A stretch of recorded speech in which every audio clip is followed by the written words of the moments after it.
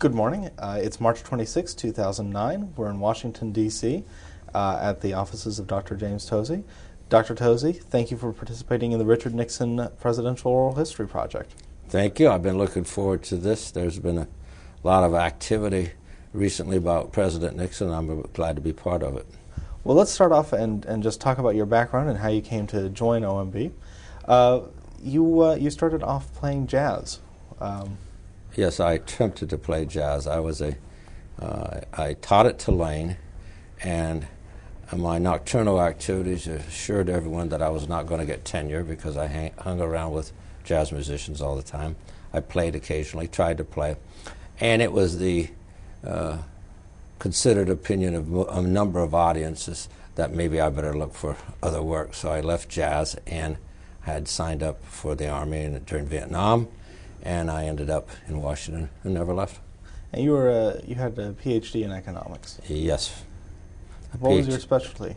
Well, it was sort of mathematical economics, and I did a lot of modeling. So when Secretary McNamara had the whiz kids, and then the chairman of the Joint Chiefs, whose staff I think was Royal Allison, needed another group to counteract the military. So they pressed buttons on a computer, and PhDs with a mathematical background, and I was moved into the chairman of the Joint Chiefs staff's office for a while. Now, was that in the Pentagon? Yes, I was in the Pentagon. I was one of the few people that weren't lieutenant generals. I was a lieutenant, which I got on the elevator a couple of times, and there's still, Pentagon was inhabited by the old end of the World War II generals, like General Abrams and General Strategic Command, and a lot of those. And one day I wore my uniform, and they marveled at it. They said they hadn't seen a lieutenant in years. How do you move from, well, what do you do for the Secretary of the Army? When I was in the chairman of the Joint Chiefs Staff's office, some way I got moved over to the Secretary of the Army, and I was a Corps of Engineers officer. At that point in time, the Secretary of the Army had oversight over the Corps of Engineers. So I was a staff person that reviewed the Corps of Engineers projects and analyses, and I was transferred to that office to oversee the Corps of Engineers programs. Did you work on anything involving the Mississippi? Well, I was really, I'm sort of not a great part of my career, because coming from New Orleans, that I knew somewhat of the problems there, not as dramatic as they had. The Corps had built substantial numbers of levees, but it was sort of known if we ever got a big storm on the lakeside, we had a problem, and there's a lot of issues why that came up. In retrospect, even though I worked for everyone, it might have been better that I spent more time keeping care of my hometown than I did, retrospectively. When do you move over from the Pentagon? To OMB? Mm-hmm. Well, that's interesting, and that's how I got this job. I was in the Secretary of the Army's office, and being a young, brash lieutenant, there was a fellow that worked with me. I was the head of a group called the Systems Analysis Group. And there was a fellow, and I, having come from academia, we had a visiting professor that worked for us every year. And there was a guy named Alan Schmidt, who's still alive. And he came up with the idea one day, and he says, "You know, Jim, we review all the Corps of Engineers projects, but we ought to review their quote-unquote regulations." And remember, this was before EPA, OSHA, this was 50 years ago. And I said, "What do you mean by their regulations?" And then I looked into it, and I found out the Corps had a huge impact on economic activity, because they issued regulations of where you would locate in the floodplain, when the dams would have a lot more water for recreation versus flood control. So I started reviewing the regs, and I said, wow. So from a management standpoint, I came up with the idea that maybe we should review the regulations of the Corps before they went out. Well, there was a little difference. I worked for the Secretary, and there was the Corps of Engineers, a three-star general. In those days, 50 years ago, the Corps was extremely well-wired. Well, it was explained to me by a bazillion lawyers that the statutes gave the Corps of Engineers, the chief of engineers authority, not us. And I said, well, he already works for my boss. Why can't I review him? Well, that was a long fight. There was a guy named Robert Jordan, who was his general counsel. And it came down to, I agree that Stan Reeser, who was the Secretary of the Army, was going to, in essence, relieve the Corps of Engineers chief if we didn't review their regs.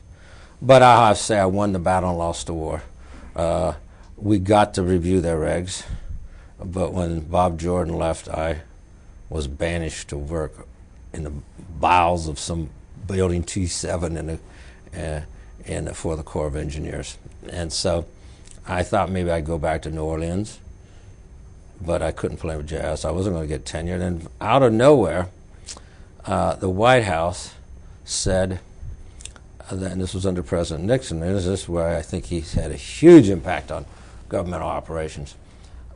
They said they had just set up a process called, quote unquote, the Quality of Life Review, which was is in 71, I believe. It was a 2-paragraph memo, and it said, from now on, all regulations issued by agencies dealing with environmental health and safety is going to go through the White House. That was a humongous decision. In part, I think they brought me over because of my experience with the Corps. And it's a Quality of Life Review, and I ran it, that for 4 other presidents. But the way it changed the government processes, this is in the bowels of how the bureaucracy works. But even to this day, today is March of 2009, President Obama came in, and he has a big effort to review whether OMB should keep that authority. So it's 40 or 50 years later, and what President Nixon put in place is still in place, but still extremely controversial. Some of our viewers, some of the people using this interview, may not understand what it is that OMB does, how it is that OMB itself, having OMB instead of Bureau of the Budget, changed the bureaucracy. Can you talk a little bit about that, and then we'll get into some more of the details? Yeah, well, OMB and its predecessor was Bureau of the Budget, okay? It's sort of the central policy staff arm of the presidency. And it's staffed by career people. There's a few political people. And they are known to do several functions for years. The first thing is no agency can send a budget request to Congress unless OMB approves it. That is a power given to them in the Budget and Accounting Act, probably in the 20s. So they were known as the budget people. Then, as time developed, it was clear that no agency could send a legislative proposal to the Congress unless OMB approved it. So OMB controlled all the budgets of the executive branch, and Congress appropriated, but I mean once they appropriate, and all legislative proposals, okay? What came about then when President Nixon came in essence, in my view, not his views, in essence they said the good news are we're going to sign more environmental legislation than any president in recent times. But the bad news, we're not going to give the agencies unparalleled power to issue these regulations unless there's some central review. And that central review of regulations by OMB, in addition to the budget and legislation, was the third portion of the triangle that OMB has. And it's been it's a central system of also review of regulations of the government. And President Nixon started that process. It goes by different names now, but he started it. Again, just some basic questions to lay the groundwork here. What's the impact of a regulation? What's the difference between a regulation and a law? How does the process work? Oh yeah, now that's a very good point because it reminds me of when Al Schmidt told me, Jim, we're going to review regulations. I wonder what they were. Okay. Basically, the Congress will pass a law and it'll tell the Environmental Protection Agency, we want you to clean up the air. But that broad statutory mandate has to be put into actions that really make people clean up the air. And when you go from a statute to directives to companies and firms, they're called regulations. And these regulations get very specific. So they'll say, if you want to clean up the air, EPA will say, well, one of the pollutants is sulfur dioxide, so we're going to regulate sulfur dioxide. They'll write technical rules that'll tell all plants, all manufacturing plants that emit carbon dioxide, how you control it and at what level. Those are regulations, and they follow from the statutes. and OMB reviews every one of those by executive branch agencies now. How does OMB review these? What are the criteria they use to judge? Okay. There's that question and one other question I addressed. OMB, different presidents, President Nixon just wrote a 2-paragraph, says send all your regs over, but he did say we want you to look at the benefits and costs. That was in there. Subsequent presidents made it very formal, and they wrote an executive order that states all of the aspects that it should have. And they look at the benefits and costs, they set precedents, they look at the impacts on small businesses, they look at the impact on paperwork. So the mandate got broader with different presidents, and that's their guide, that's their look. Now, the side question is, 2 questions that make it controversial. One, does OMB have that kind of expertise? Because you have to look at I'd let my audience, that's somebody that doesn't like my interview. Let's just wait for just a second. Unbelievable. I don't know. Well, you're on DuPont. Somebody's not moving. You're on DuPont Circle. Yeah. Well, at least we're not having a protest today. Oh, that's true. That's true, yeah. My other office is right on the circle. You'd have big protests. All right. Okay. So let me go back. So there's 2 elements of the review that you have to look at. One, there's a question that they say, how does OMB have their expertise to look at everything from A to Z, technical issues, epidemiological issues, economic issues, all kinds of issues? Well, they're not experts in every one of their fields. What they're expert in is finding flaws in the analyses that support them, and they ask questions. So if the analyses seem short, as in New Orleans would say the ball don't bounce, then they send it back or disagree with the regulation. The other controversial portion of OMB's review is the one that dates back to my time in the Corps of Engineers. Doesn't the statutes give the authority to the agency head as opposed to the president? And there's a number of court cases and items that come up and say there's a unitary president, and so the president has that authority. Which means that the president can say, the Secretary of State, the Secretary of Energy, whoever it may be, because he works for me or she works for me, I can review what they're going to do. Well, to cross the T's and dot the I's, legally they say the bottom line is right what you say, but they deliver it with a little bit more, a little more subtly. Right. And what they say is that OMB reviews it, and you're the agency head, and I tell you this doesn't pass the criteria of the executive order, then you can make the final decision. But if you disagree with OMB's determination, you can appeal it up through the White House. And then some presidents, the vice president was the referee. But after that, theoretically, you could say, thank you, White House, thank you, OMB, and you could publish it. Under Nixon, you would be unemployed within an hour. Did that ever happen? Came close.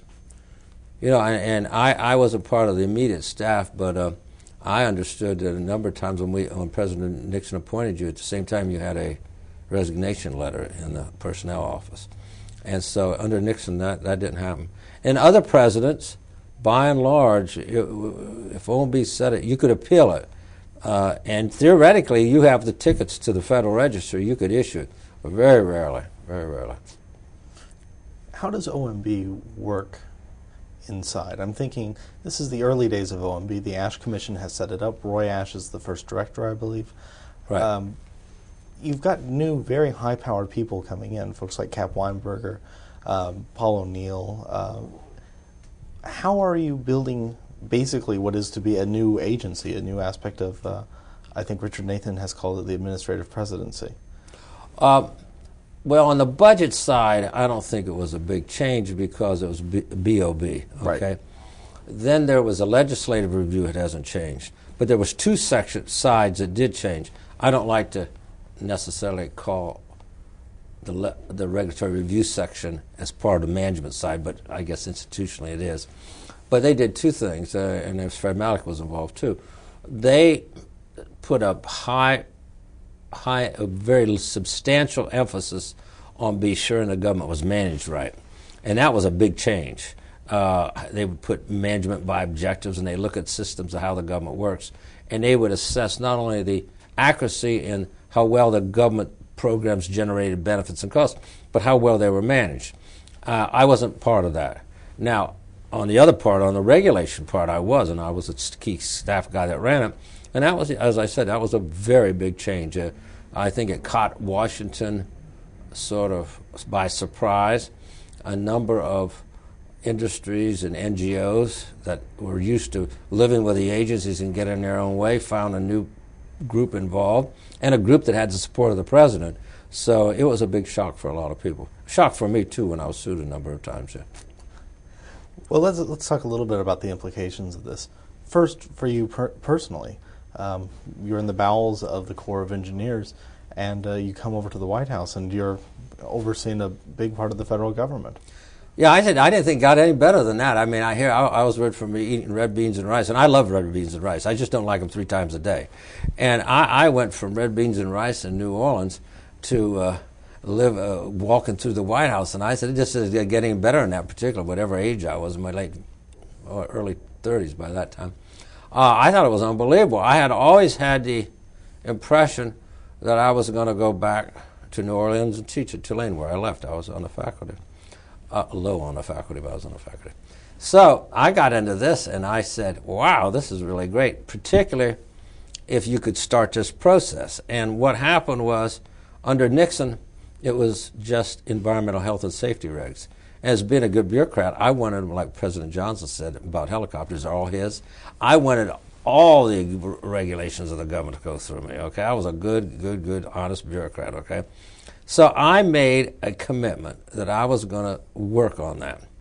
Now, and I worked, and I'm not overstating it, I worked 6 days a week, 12, 14 hours a day, and half a day Sunday, at a high personal cost. My cost, I didn't know my children until I left OMB. And if you work those hours, you're not a very good parent. Thank God my wife was a good parent. But I made a single commitment. I was going to get this government-wide, and I was going to get it done with statutory authority, with a law passed. And it took 20 years, and it was a great period. As soon as President Reagan signed the executive order, and President Carter, months before, signed a law that gave my office statutory authority, I was mid-40s. My wife had to raise the kids and could not afford to send my kids to college, so my wife said impossible, it was time to leave. So I had a great gig, man, 20 years. What were the obstacles you faced? The obstacles were a lot. And some people to this day, that's why President Obama is now reviewing this, do not think OMB should review the regulations of the agencies. And they think it for, not only they don't have the expertise, mainly they think the agencies should have their control and nobody second guessing. So that was one obstacle. It's just a philosophical difference. I think the president's elected by all the people. He takes the heat and the rap if something goes wrong, and he should have the authority and his staff to review it. But put that aside. That's one obstacle. The second obstacle was there's entrenched public interest groups, whether they be industry-oriented or public interest groups or NGOs, that had the system pretty well wired down. You know, they knew the staff of the Hill and they knew the agencies. It was what they called the Washington Triangle. The Iron Triangle. The Iron Triangle, yeah. So if some little young person that eats muffled lettuce from New Orleans gets in the middle of that triangle, if you think the Bermuda Triangle is a problem, you fly through the middle of the Iron Triangle, man, you'll get battle scars. And I have a lot of them. Can you give us an example of what one of those iron triangles would be like? Oh, yeah. If you look in, you put Tozzi into Google, and it'll or go to the CRE, Center for Regulatory Effectiveness website. I cataloged from all these years most of the press articles. Now, unfortunately, 90% of the press articles are negative. Okay, but they show the historical dimensions, and there were a number of classic cases with agencies where we would take a position, they would go to the press or somebody, and that's no problem for going to the press, make it one-sided, and they would have congressional oversight hearings, and they'd bang you around, and we survived, but they were rather stressful. Did the White House staff, distinct from the OMB staff, did the White House staff, President Nixon had lots of ideas, and his staff had lots of ideas about reorganizing the executive branch, super cabinet, the new federalism, running programs from the White House. Did they look at your proposal to broaden the regulatory scope of OMB with favor, or was there some resistance? Do you know how John Ehrlichman thought about it, for example? There's something behind your question I want to answer.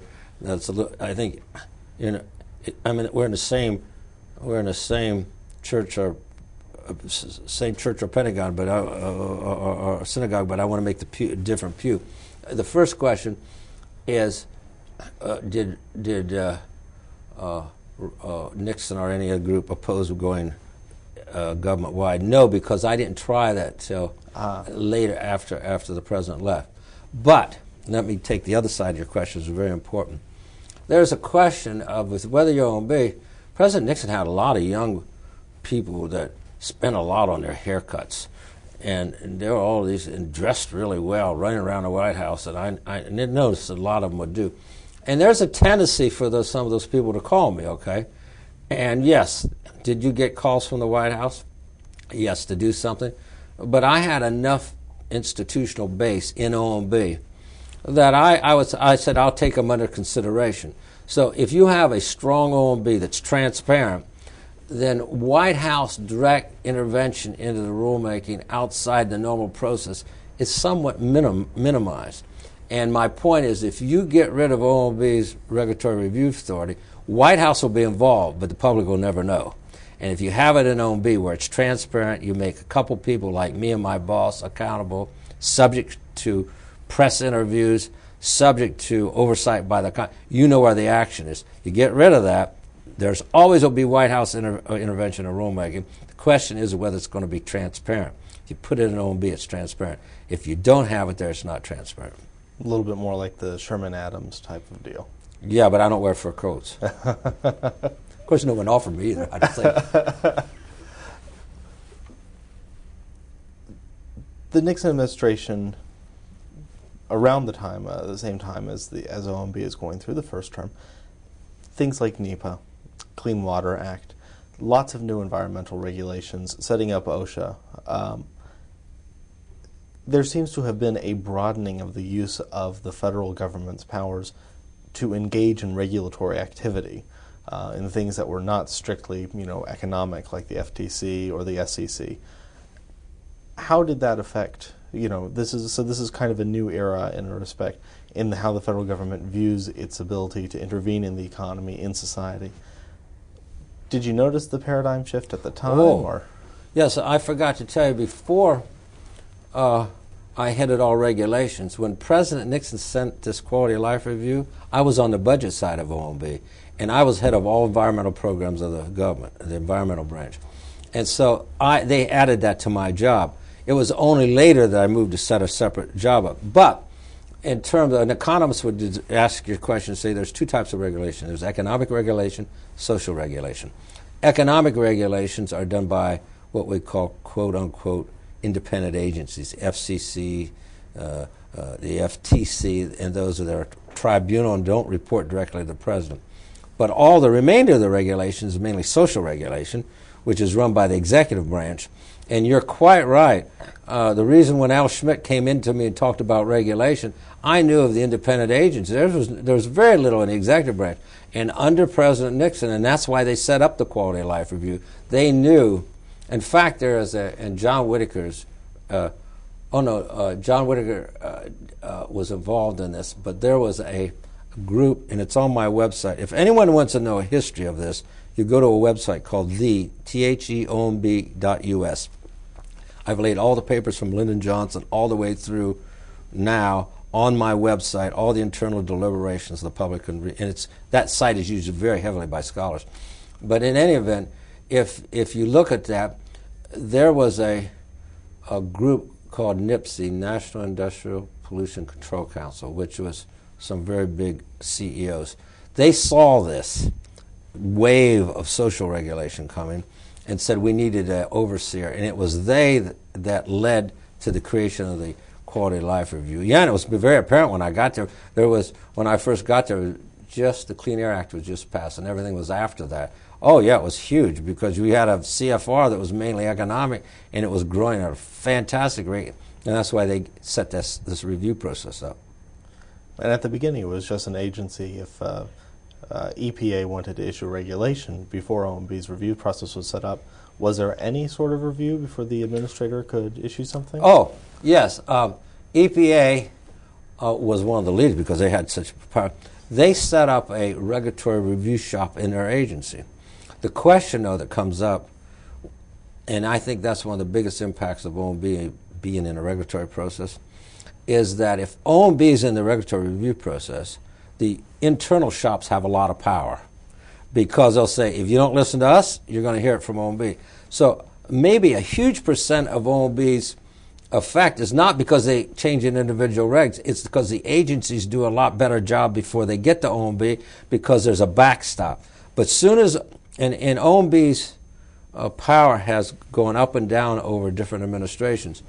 And when its review powers have been eliminated or almost very low, those regulatory shops sort of dry up because the program people have a lot more clout than some group of economists or reviewers to the side. But if OMB's presence is there, they're very strong. So the fact that they coexist with OMB is very powerful and probably has as much impact on good regulations than does OMB's actual review of regulations. Well, you mentioned earlier the distinction between economic and social regulations. These social regulations also have an economic impact, though, right? And that's how we can do cost-benefit analysis. Well, what I meant by social regulations, economic regulations regulate how and when you get into the market. Social regulations regulate your activities, your health activities, your environmental activities. Activities are generally not caught in a market monetization figure. Yes, but they all have economic impacts, and that's why the administration asked OMB to review them. They're very substantial. EPA's is not only one. You mean HHS, OSHA, a lot of them have huge impacts. NOAA, big. How does NOAA? I'm curious. NOAA's come up a couple times in these interviews. NOAA is a very, very important agency. We should mention we're talking about the National Oceanographic and Atmospheric Administration. Yeah, I'm glad he said it. You said it right. They're a very important agency. People think of NOAA being the Weather Service. That's just one arm. NOAA regulates the oceans and the related land and tributaries, a lot of them that go into there. And so, for example, if you want to have any activity in the oceans one of the big issues is energy development, okay? They're there. They have coastal zone management plans if you move from the oceans into certain river bodies. So they have a very large regulatory program. And by and large, do a pretty good job, too. Let's go back to OMB itself. Who are some of the people that you work with? Oh, when I first started, Bill Morrill was the political boss, but my career federal employee boss was Don Crable. And then Roy Ash was the director of OMB. I forget when Fred was there. Fred Malik was very big at that time. I worked with them. And then I worked a lot with the White House staff, was John Whitaker and Dick Fairbanks. That was during Nixon's time. What was the atmosphere like in the early days? In the early days of Nixon, it was uplifting. It was very smart people, very not only smart but well-focused and well-defined objectives that they wanted to accomplish, very professional, and things moved. I mean, it was really a go-go place. I mean, it was just exhilarating to go to work. I mean, there was always something happening, something big, and they were moving in the right direction, and the government was becoming a lot more efficient in my mind. Did that change at all over the next couple of years? I'm thinking, of course, toward the end. We'll talk about the 73-74 period in quite a bit more detail. But well, after the President Nixon left, And we had a sort of change of a group, but eventually, when President Ford took over, from the regulatory standpoint, it didn't change too much because we had actions in place. And in retrospect, I thought, OMB derives its power from the president, and I thought maybe there would be, because of the Watergate, that would diminish of our authority, and that's a long time ago. It might have diminished slightly for a slight period of time, but no, our ability to work with the agencies and do it didn't change at all, hardly at all. Was there any difference from Roy Ash, to George Shultz when George Shultz comes in? Not too much, no. The regulatory review process was well embedded, and it became more and more institutionalized by that time.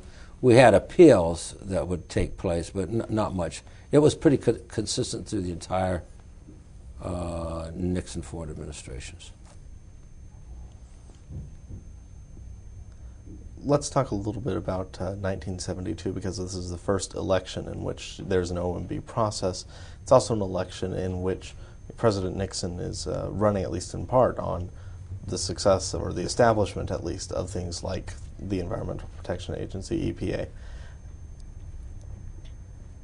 Were there any greater political pressures? I know before you said you felt insulated, but did you notice anything in 72? Was there a sense that there was more at stake, or? Oh, you mean on the environment? Mm-hmm.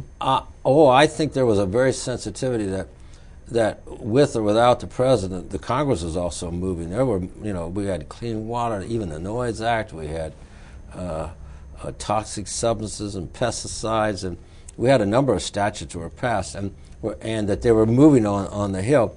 I think there was a little bit of, not a political, and there might have been because I was talking to the White House staff, there was a concern that when you put all those together, that they could have a pretty heavy drag on the economy. And so that gave a lot of impetus to support for our office that reviewed regs. This is happening at the same time that the administration, phase 1, phase 2, we can talk about regulation, but this is direct government intervention in terms of, price controls, wage controls, everything else that's going on. Oh, you have to have my secretary tell them. Yeah, because he already told them what. Just start hearing. Yeah, he talks loud at me. He's a legend in his own mind. Hey, you don't have that machine on, do you? Still going. Let's go ahead and take it off for a second. Of the regulatory state, and because OMB is kind of set up to deal with a different class of problems than is going on with phase 1 and phase 2. But we were put through all those statutes creating a regulatory state. Right. Yes. And that was sort of, people would say, was inconsistent with Nixon. Right, exactly. Yeah, it was. Okay. So let's try one more. Okay. So we were talking a little bit about phase 1 and phase 2 and government intervention, and how did OMB play a role in that? Well, if you look at that, on one hand, you would say the broad passage of all these statutes created a huge regulatory state, and it did. I mean, we were from virtually a very small amount of social regulation to a very large amount, a number of small years, in very few years during Nixon. Then you may say, well, how would the Nixon administration, who were very free market based, cope with this?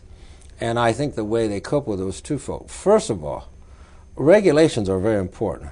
Regulations are a governor on a capitalistic society. And if you don't have some governor, an unbridled capitalistic society will have a lot of negative impacts. And I quote now what's happened between January and February of March 2009. So no one can be against all regulation. I think that's not justified. Having said that, in the early 70s, I think that the Nixon administration felt that a review process like that would give some balance to the program And I'm not saying that was their only reason. Another reason was they didn't have a lot more choice. Congress was going to pass a lot of these laws with or without them. So I did a lot of, not lobbying, but represented administration on the Clean Air Act. And I was up there ensuring or trying to ensure with Senator Muskie and a very powerful staff person who was a very good friend of mine, Leon Billings, that the Clean Air Act was balanced. We had that impact, but we knew it was coming, so we either tried to help change the statute or ensure that we had a strong regulatory process to cope with it. Was OMB ever asked to do independent policy analyses? Because if you can't, OMB, there's the legislative review function, obviously, but if something's made a statute, a specific statute, then there's not really much rule for OMB, for the regulatory review process to work. Well, your statement is accurate if the Congress wrote really, really detailed statutes, which they don't, thank God. They don't have the expertise to say whether you control something at 5 parts per million or 20 parts per million, okay? No, they don't. So there's a lot of flexibility in the implementation of the statute. So OMB had that elbow room to work within it. So did the agencies. But given that flexibility, that also means there's a lot of room for disagreement. And that's where OMB and the agencies a lot of time disagreeing. We'd have to elevate it up to the White House, where OMB would give one position and the agencies another, and then a decision be made. Do you have any examples of those? Yes, I have a number of them, but I can tell you some. I don't want to listen to all the names because, you know, your cameramen have long memories. What I want to talk about is, there was one. It was a phase out of lead in gasoline. Now, lead, OMB did not take issue with the science that you should remove lead from gas because lead has a lot of serious impacts. But EPA's initial proposals were, in my mind, so drastic that they would have had, depending what year that was in and where we were in and what part and which energy crisis and which energy problem we had, an untold impact on refining capacity. And so our views was we should phase it. Now, I don't mean phase it out over 20 years. I think the phase-out period came down to be 3 years or so, okay? But, and I forget the exact numbers, but initially, if we'd have let that rule come out with EPA, several things I think would happen. Their initial proposal, which was very drastic. One, you would have had a big negative impact in refining capacity. But more importantly, I think that gasoline wouldn't have been available in time for those rules. I think you would have had a big public backlash on the environmental programs. And we finally worked it out, we did with EPA. That was a very contentious issue, debated between the head of EPA and OMB and Lord knows how many, but it worked out, but that was very contentious. And this is the sort of classic calculus that you have to engage in when you're doing regulatory review, is how much is this harm or even this death, worth? How much do you calculate that? Well, in macro sense, you look at the benefits and costs, and one of the benefits are you save, you decrease morbidity or mortality, and then there's a question of how you put a dollar on that, okay? And it doesn't matter how you do that, you get criticized, okay? But in OMB, economists are what they are always criticized, and their current administrations look at. Now, I can say this because I'm now counted as a senior, okay?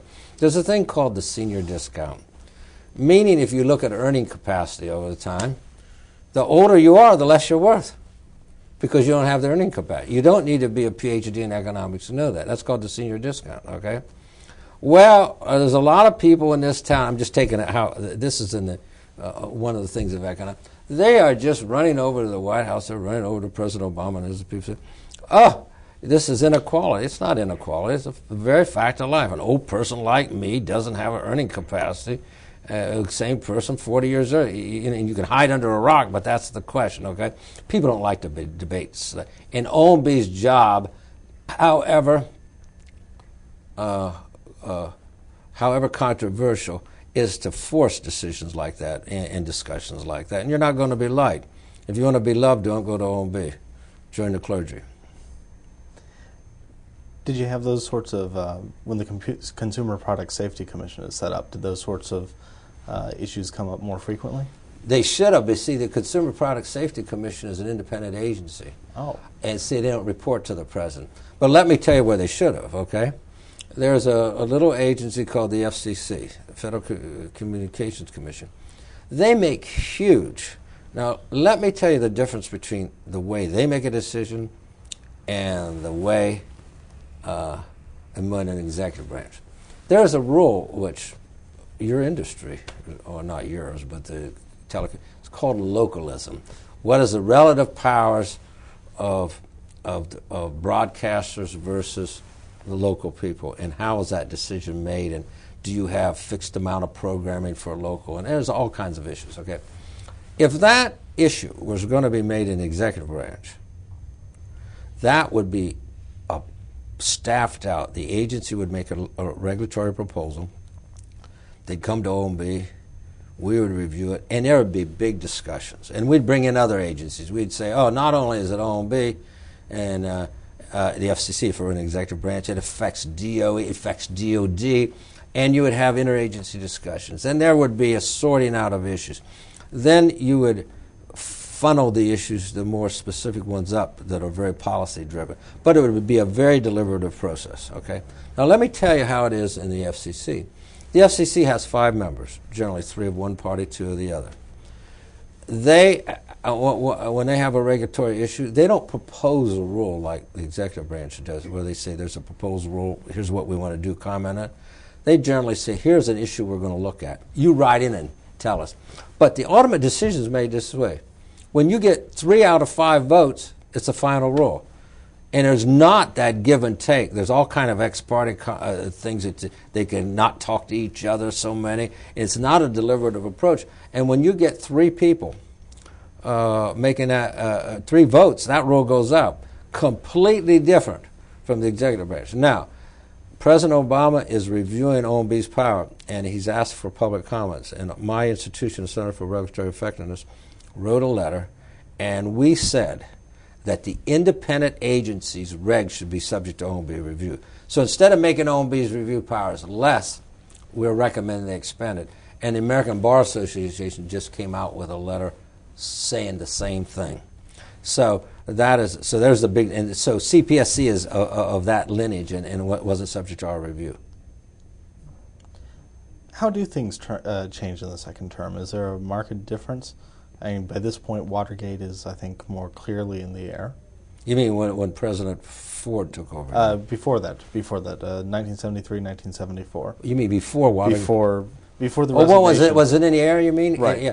Well, yes, that was probably felt more because, or at least we felt it more, and whether it was accurate or not, we're representatives of the president. And when the president starts to get weakened, we get weakened at OMB. Now, how much of that we thought, how much it was on our mind, yes. And it might have been, in some instances, an accurate statement. Some agencies might have said, because it happens at the end of every term. You know, the last 60 days, they call midnight regulations, where everyone dumps all the regulations in them, or tries to. There was a degree of that. But I think after President Ford came in, I think he was so good and so accepted, it sort of, if there was a problem, it sort of bounced back to where we were. Did President Nixon's resignation have any real impact on the functioning of OMB? Well, I can't really answer that because OMB has the budget side who dealt with the Hill. On the regulatory side? On the regulatory side, not much, no. Because it had a little downward right during all the hearings and stuff. But as soon as President Ford came in and his staff came in, it might have been, but it was minimal on the reg side. But I can't speak on the budget and all their dealings with the Congress. Not on our side, no, not too much. Now, were you career at this point? Oh yeah, I've been career all my life except when President Carter came in, who's just a wonderful man. His staff made me under the senior executives a career person, a non-career job, which means they could boot you out in a second. Right. Kept me honest. Yeah, that was good. Right. Yeah. President Carter, by the way, did a lot for regulatory reform. Well, let's talk about this because you were an OMB under 4 presidents, right? The government 5, OMB 4, right? Right. Tell us a little bit about how President Carter approached the OMB. Well, that is a very insightful question. Bert Lance, a friend of mine, was becoming the director of OMB. And during the presidential election, OMB's review of regulations was not a Tier 1 issue, but it was a Tier 2 or Tier 3. It was in, and public interest groups or NGOs felt that they now had a chance to get rid of it. So there was a push to get rid of it. But President Carter really had some big impacts. Here's what happened. The EPA pulled out of the regulatory review process unilaterally the last day of the administration. They said, we're not living by this anymore. Well, they were leaving anyway, one of the political points. So when President Carter came in, there was no OMB review. It just changed overnight. And me still saying, well, golly, I worked all those years to get it going. I was ready to move it. And I said, well, I'm leaving the government. I said, I've spent half of the best years of my life. And then I thought about it, well, I'll stick around. And Bert Lance came in, and Jim McIntyre was his deputy. And so there was another part of OMB on the management side said, what we'll do, and a guy named, a very talented individual called Stanley Morris, said, we will not review individual regs, they started off. What we'll do is write executive orders telling agencies how to write regs. So they went from a big policy area. But then I was ahead of the budget portion that reviewed regs. We weren't doing it anymore. But by a number of things, we started what we called the Regulatory Analysis Review Group, which meant that OMB and CEA would chair interagency reviews of regulations, but after they were proposed, not before that, of a select number. Well, that got us back in the reg business. But the big thing that happened under Carter, and President Carter does not get very much credit for regulatory review, is that I really wanted to get my office anchored in legislation with us, and we never had that under President Nixon or President Ford. So there was a thing called the Paperwork Reduction Act, where OMB gets to review all the paperwork. And so I don't think I lobbied, but I was like the spokesman. And I knew everyone from Johnson administration up, and I really spent a lot of time on that, getting that bill passed. And it put our office in a statutory base. But it also gave us the right to review the paperwork of the independent agencies, which was a big thing. Anyway, this is a very controversial law. Now, I want to stop here for just a second, because this is, for anyone who's ever filled out a federal form, this is the law that's referenced at the bottom of every form. Right. If you read your tax, it says OMB control. I'll tell you a little story on this. One day I closed or stopped a form from Treasury, and around 9 o'clock, Bert calls me, Jimmy, is it true that you stopped this form? I said, oh, yeah, I don't know what it was, but he said, do what you want, but remember, that's the only agency in the government that makes us money. So all their tax forms were cleared, okay? But it is subject to that. Well, anyway, it's an interesting story. You can see that I worked for a number of presidents. I think President Nixon did a lot, but I almost want to tell you the other side, President Carter did also. What happened was the Paperwork Act passed after President Carter lost. So OMB's job when legislation is to analyze it, and we do an enrolled bill memo, it's called, and we send it to the president. After President Carter lost the election, virtually every agency in the government told him to veto it, and that would my office would have been. And Stu Eisenstadt was the chief of staff, and me and somebody else. Anyway, we went down there right when the paper was going to the president, and I think it was Wayne Granquist went with me. And we went and pleaded with Stu. He said, you got to go down this night and tell him this is an important bill. Anyway, I said, we're going to lose it. And Jim McIntyre was working with the agencies trying to calm down their objection. But by and large, the bottom line was to President Carter, don't sign it, this is bad. He signed it. And that was remarkable. That was after he lost the election, and that gave us a statutory base. So when President Reagan came in, he issued an executive order that said all regulations executive branch came over. But if it weren't for Carter, it wasn't for President Carter signing that, and for President Nixon having all the staff capability to do it, we'd have fallen on our nose. And President Reagan signed the executive order within 30 days. Why? Because we knew if we waited much longer, we couldn't get it passed. And then, so that was it. That was around 20 years of my life, so it was time to move on. But Carter played a big role in that. And you leave as, what was your title when you left? Well, under President, my best title was under President Carter. I was assistant director of OMB. That was a nice title, coming from eating red beans and rice. And then at the end, we set this new office up, Office of Information and Regulatory Affairs, which I can tell you an interesting story about that. You may not like it, but I'll tell you how the affairs got into that title. But then I was the deputy, Jim Miller was the chief. But you can see how Washington's connected. You know the term affairs got in there? When we were writing the act, there's some people in the Senate didn't like Central Review. And Jimmy Graham, Councilman Graham, who's a very good friend of mine, was the counsel to Senator Kennedy.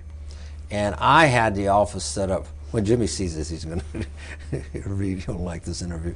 When we were setting the office up, I had the Office of Information and Regulatory Policy. I had, and Mr. Councilman Graham said, "Oh no, we're making affairs now." And we debated at 2 o'clock in the morning. He won, and that was sort of a way to not make it look so as powerful as it ultimately became. Well, that's one way to do it. I mean, if people are just looking at the names. Right. But he made it. He put the aid. He put the affairs in their affairs. It was policy when I had it, but I wanted the bill passed. Now, Senator Kennedy did something very big too.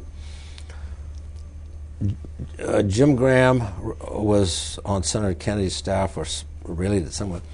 And when we wanted the bill to apply to the independent agencies, that is a big thing because Congress thinks they own them. And what we set up, we said, Senator Kennedy agreed to this, where we compromise is that OMB would review not the regs, the paperwork of independent agencies, but the commissions, any commission, if they had a majority vote, could overturn OMB's disapproval. Well, that's a very hard thing to get. So that was a contribution that Senator Kennedy made to this, which I thought was very substantial. Now, what's the upshot? I'm just because the agencies obviously did not like the idea that OMB would be reviewing anything. What's the concrete outcome of having OMB review of forms? Are they sent back for? What would trigger? Well, yeah. Now, OMB reviews two different things. We're talking about forms that you have to fill, as opposed to regs. Right. Well, here's what we think or hope it is. Okay, and different people get different views. If you're in an agency and you want information, there's two ways you can get it. You can pay for it, hire a contractor, it costs you money, or you can get it free by saying this law requires it and you have to pass it out. If you're a small businessman, there is nothing worse, and it's not just a pain. It breaks. I saw a small nursery I used to go to that a couple people ran the nursery. The paperwork, the accounting, the tax forms got so big, they just folded, okay?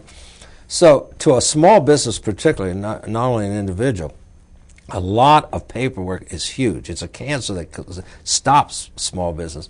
So what is our role? We hope if you're in a federal agency, you don't have the money, you would just send out forms. You get all this data free, and you do it. So there's an incentive. If I were an agency too, I would want to get it free, okay?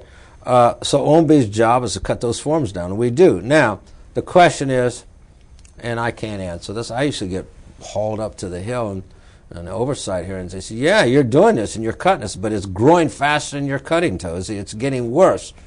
And different people have different views. My father said it was good I got out of the budget side because when I was in the government, the deficit of the United States government, he was born in Europe, and he felt that I wasn't doing a very good job because every year I worked for the administration, the deficit went up. He was wondering why I was getting paid.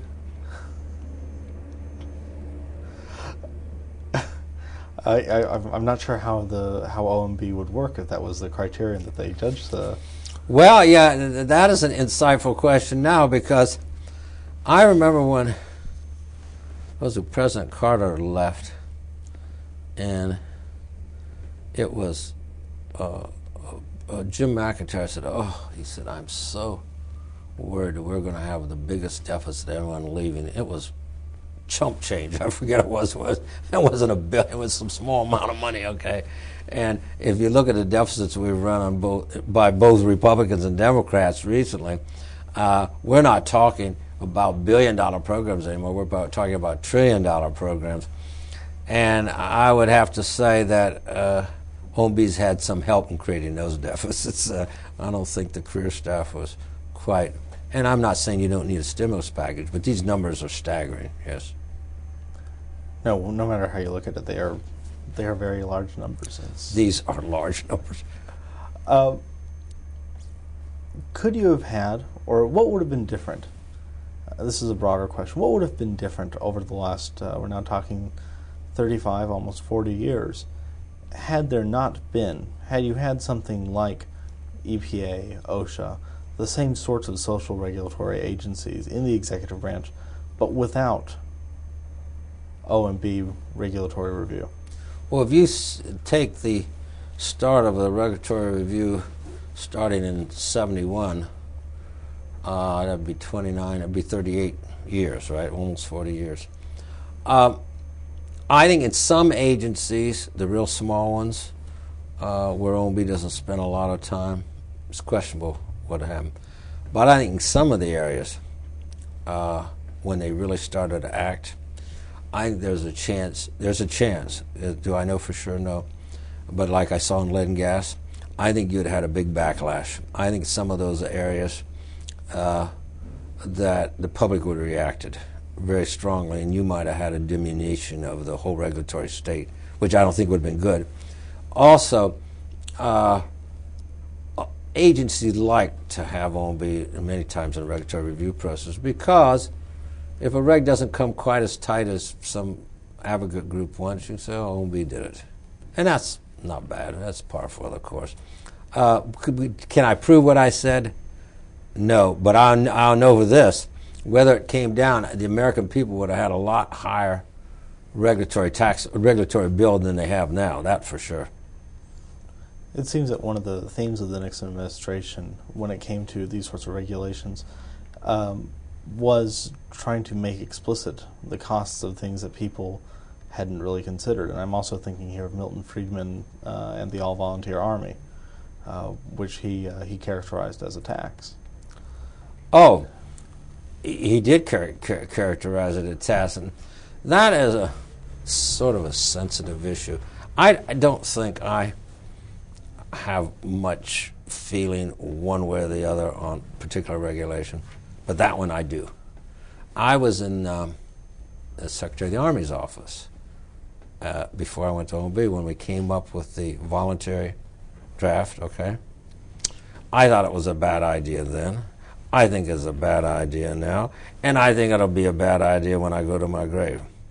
I think I'm one of 2 or 3 people that agree with Congressman Rangel that, yes, the most prescriptive of all regulations that you could ever issue in a society is to send a young person to war.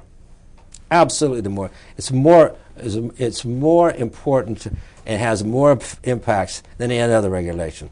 Now, why would a guy like Jim Tozzi, who is supposed to be the deregulator, support the most stringent of regulations. For this reason, as I said, regulations are the governor of a capitalistic society. I served during the Vietnam War, and I think it's everyone's responsibility to put on a uniform, not just the ones that can get deferred. And so I'm adamantly against that. I agree with what Dr. Friedman said, but as a federal government intervention, I am unabashedly in support of a huge regulation. You get a certain age and you owe time for your country. Yes. You leave OMB and you see the regulatory process from the outside. Does it give you a new perspective on things? Not really. By and large, government employees want to do a good job. And you'll get, even the ones that go a little off the reservation, it's because they're enamored in their job. I want the best environmental protection. I want the best OSHA protection. You don't work for the government to get rich, okay? So people that are really regulating out there are not getting 2% of the gross, okay, year after year, whether the market goes up or goes down, okay? They're out there doing what they think is a good job. Now, sometimes they do it too well, and you need a balancer in it like OMB. So when I'm outside of government, I didn't see it didn't change my perspective. If you know, the key to working with the government is know what their problem is. If you give them a solution, their problem, yours will follow. But if you just go in saying, I have a problem, and you don't understand their problem, then you're going to run into a buzz mill. And the career people know how to buzz, because I was one of them. Two questions here. First one, what's the difference between the attitude of political appointees and career civil servants? And this is, I think, especially pertinent because OMB is principally a career-staffed agency, but it has a huge political impact. Yeah, let me give you the difference between working for the Secretary of the Army, who's political, and going to OMB. When I worked for the Secretary of the Army, it was very clear that he was the boss, and we gave our views. Now, I don't just mean that was the thing in an agency, and that they sort of controlled the show. And you could disagree or give your views, but by and large, it went that way. When I went over to OMB, it'd been in BOB for years. And what the difference was, Bureau of the Budget for years only had one appointee, the director, then they made a deputy, then they keep it under OMB, they added. But you had that Bureau of the Budget lineage which said neutral competence. And so the career staff at OMB, which we called then the division chiefs, now the deputy associate directors, okay, were extremely independent. It was like going into a different land, okay? And why was it different? It's because it was for years, these people were very powerful senior career civil servants that ran it and gave their recommendation. Now, it didn't mean they were always taken, but it wasn't anything that you had to kowtow to a political boss. Over the years, as OMB and as the society changed, I think OMB still has that neutral competence, but I think with the proliferation of a lot more political appointees, and I don't want people necessarily to say this is bad, it has changed. But there's one exception that I think it plays, and it has to do with my friends in the civil service. If you want to have a big change and don't want to be guided, not anything incorrect or wrong by being guided by political people that win, but on whimsical actions, then you as a bureaucrat, what I call crats, have to have a strong power base. The way you get that power base is not going home to see your kids play soccer at 5:30 every night. You do not have a life.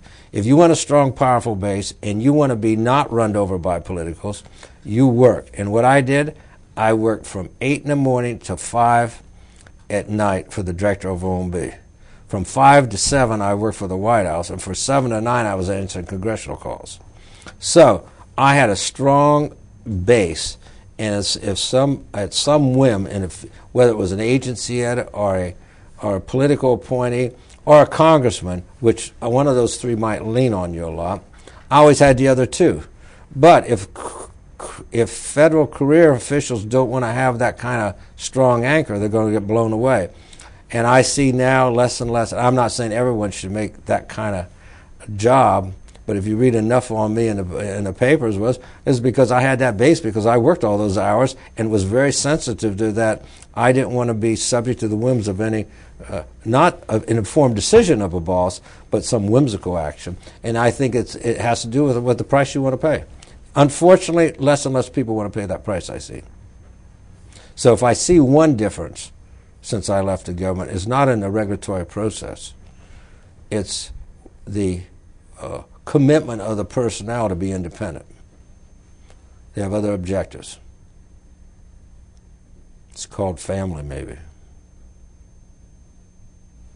That ought to get me a lot of suggestions. Last question. Is there anything that you want to record for the record that we haven't... No, I think you, particularly with that last idea of the... I would have thought I was going to say that, but I wouldn't have brought it up unless you did, because that won't make me points. No, I think you hit them all. Excellent. Thank you, Dr. Tozzi. Thank you.